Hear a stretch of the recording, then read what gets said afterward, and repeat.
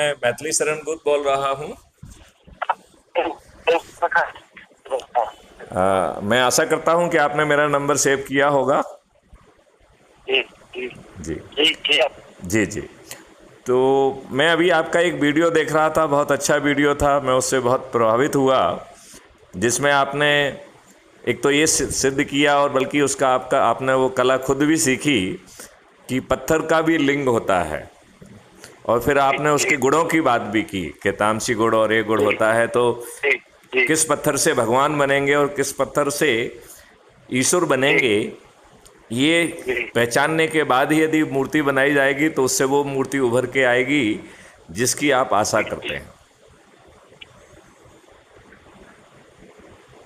और आपने वो बात भी बहुत अच्छी कही कि जगदीश चंद्र बोस के द्वारा जो रिसर्च की गई थी उसके बाद कोई रिसर्च ही नहीं हुई है।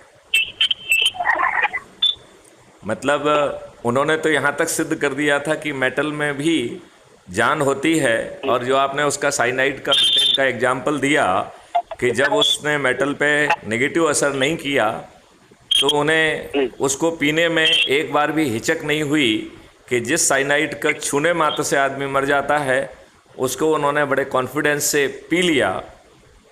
जी। अब मुकुल जी, मेरी आपसे प्रार्थना ये है कि आप एक आरएसएस के महत्वपूर्ण पद पर हैं, फिर हम शिक्षा को प्रभावित क्यों नहीं कर पा रहे हैं?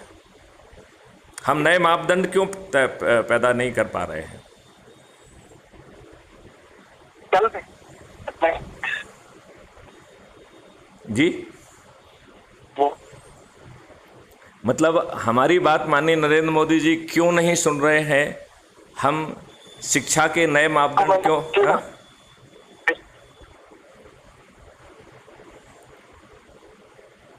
आपकी आवाज नहीं आ रही है। हेलो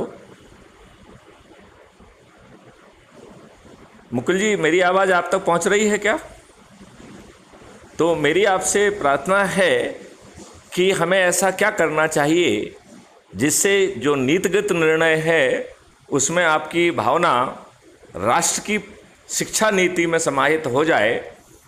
और जो अभी हमारे पोंगा पंडित जो हमारे पोंगा पंडित रिसर्च के नाम पर तांडव नृत्य कर रहे हैं, क्या हम उनको विपरीत ढंग से प्रभावित कर सकते हैं? क्या हम लोगों को वो चीज़ दिखा सकते हैं